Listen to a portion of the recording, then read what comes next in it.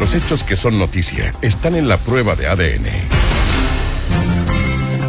Que alguien se arrogue la posibilidad de decidir por la voluntad de una persona adulta que tiene todo el conocimiento de cuáles son las circunstancias en su país de origen, cuáles son las realidades hoy día en su país de origen, que tienen el conocimiento de las realidades cuando llegaron y que además lo único que están haciendo es demostrar su voluntad de dejar de ser víctimas de un engaño. Estas son personas que llegaron a Chile engañadas, a las cuales le cobraron, muchos de ellos se endeudaron a sus familias, tienen a las familias de rehenes en Haití para pagar las deudas que contrajeron para llegar a este país. Bien, pues son declaraciones del asesor en política migratoria de la Subsecretaría del Interior, Mijail Bonito, defendiendo el 6º vuelo ya en este plan de retorno para ciudadanos haitianos que se han inscrito en una lista y que quieren volver a su país de origen. Hay voces que todavía cuestionan esta política del gobierno, algunos desde el punto de vista del gasto, otros desde el punto de vista de no haber podido acoger a estos ciudadanos, pero dice ahí el asesor en esta política migratoria que finalmente se trata de una decisión que se toma voluntariamente y que por eso el gobierno ha decidido seguir adelante con este plan de retorno voluntario. Humanitario. Hay que decir, eso sí, Gerson, que las condiciones de Haití han ido cambiando y empeorando en el último tiempo desde que comenzó este plan de retorno hasta ahora. Y no sé, me imagino que los ciudadanos que están optando a este plan de retorno tienen conciencia de aquello para tomar la decisión de volver a su país. En este vuelo hay una particularidad, va por primera vez una familia completa de vuelta. Que habla también de cómo incluso familias completas no lograron finalmente adaptarse, ser acogidos o encontrar en Chile lo que estaban esperando. ¿Vinieron engañados? Ese es un buen punto. Vimos la entrada masiva de haitianos en los años anteriores que venían con estos sobres amarillos, seguramente buscando un destino que era irreal, y se encontraron con una tremenda decepción, se encontraron con el abuso muchas veces de personas que les arriendan unos precios inverosímiles, de personas que los explotan laboralmente y otros que por otras razones deciden irse, porque echan de menos, porque hay una barrera idiomática, porque no se acostumbraron al clima. Es legítimo que se vayan, es legítimo que el gobierno televise este plan de retorno. Es una discusión abierta. Sí, de todas maneras, una discusión abierta y que no termina, puesto que los procesos son dinámicos. Lo que está pasando en Haití, bajo el mandato de Jovenel Moïse, es prueba de ello. Es una de las mayores crisis, según Naciones Unidas, de la región. La mayor crisis, el mayor desastre humanitario está ahí.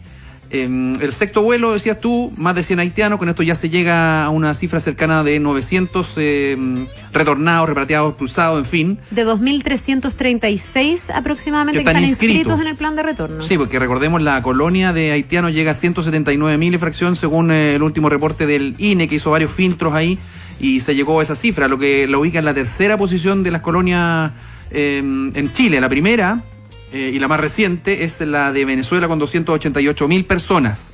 La de Perú le sigue con 223.000 y ahí entra Haití con 179.000. Y la salida habla de varios fenómenos, como tú estabas describiendo ahí, Carla. Lo primero fue un lisa y llanamente desorden, laxitud en el ingreso, incluso con características delictuales en algunos casos. Y el negocio, estamos hablando del tráfico, el engaño, a eso me estoy refiriendo. Claro. Y no solamente de las personas que participaron en esto engañando a otros seres humanos, sino también, y eso se está investigando, con la participación en un negocio de compañías low cost. Porque ellos a sabiendas se ahorraban el pasaje de vuelta para venir como turista a Chile. Como entraron la gran mayoría de los haitianos, necesitas un pasaje de vuelta y acreditar un número de una cantidad de dólares. Ellos sabían que no iban a volver, por lo tanto sabían que se estaban ahorrando con ello el pasaje de vuelta. Eso por un lado. Pero lo más profundo para mí es que esto habla de un fracaso como sociedad, de no tener una red, una estructura social para acoger a estas personas que están pasando por una crisis, insisto, no solamente humanitaria, sino ahora política. Están al borde de la guerra civil, con muertos en las calles, en fin, lo que hace que la discriminación que se ha adoptado en relación a ello esté cambiando. Pero sin duda acá hay falta de integración que tiene que ver sobre todo con, no solo cultural, sino con servicios básicos, salud, educación y vivienda. Mira, la lectura que se hace cuando uno escucha ahí a Mijail Bonito, el funcionario ahí de extranjería, es que ellos están yendo voluntariamente, es que en la ecuación ellos sacaron la cuenta de que es peor estar en Chile que en Haití.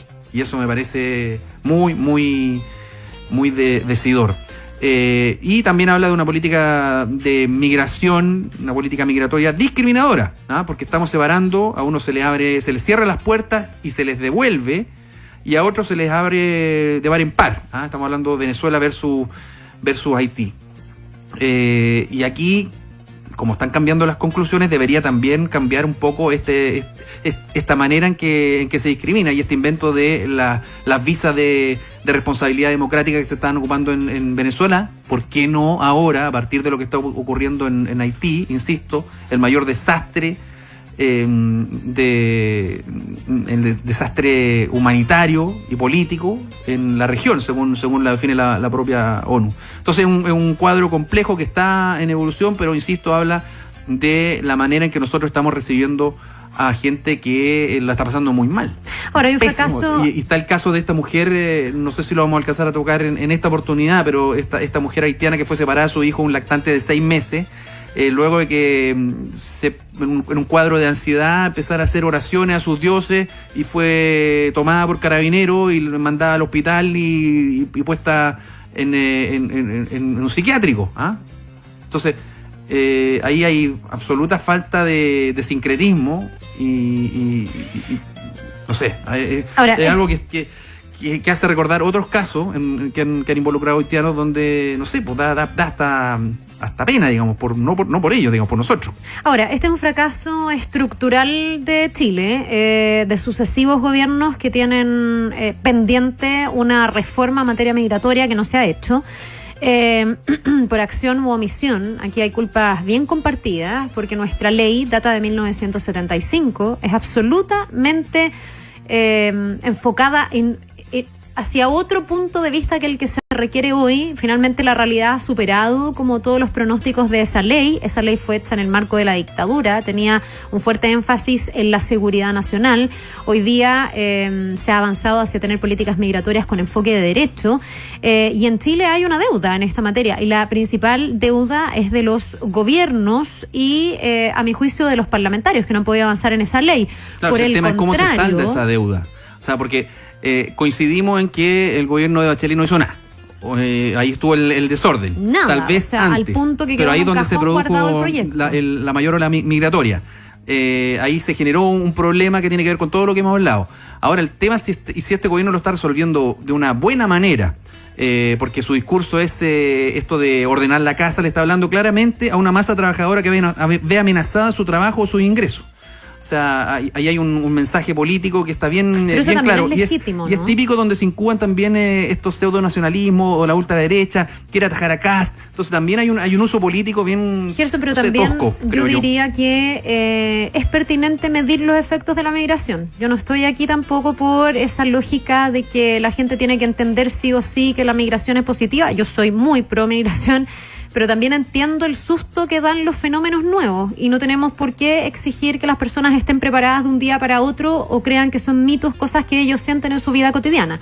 Me parece pertinente que si se va a decir supuesto que hay beneficios de la migración, eso se haga con datos sobre la mesa, y si hay externalidades se haga con datos sobre la mesa. Hay proyecciones del Banco Central que dice que no está bien medido los efectos de la migración sobre, por ejemplo, el empleo. Y académicos dicen que sí, va a tener un efecto bien concreto, que se va a demorar más de una década en superar el tema de salario.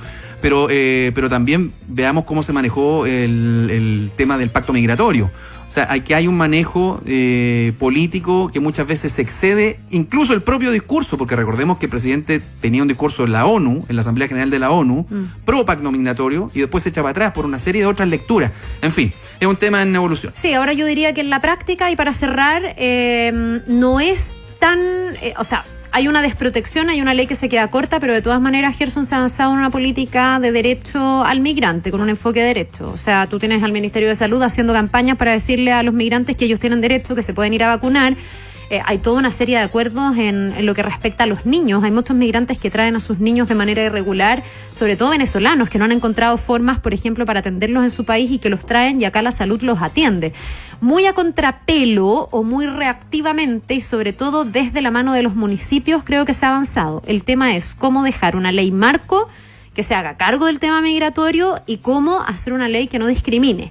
Y ahí tú puedes tener razón en que no es el mismo tratamiento el que se le da a los haitianos, a los venezolanos y para qué decir a extranjeros que vienen desde Europa, por ejemplo, que reciben un trato absolutamente distinto. Es uno de los temas sobre los cuales ustedes pueden participar. Están nuestras líneas abiertas, el más 569-7772-7572, nuestro WhatsApp y nuestro hashtag, la prueba de ADN, de este y también del tema nido que viene a continuación.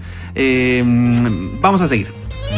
Causas y efectos, la noticia y su explicación. Es la prueba de ADN 91.7. Actualidad, deportes, noticias.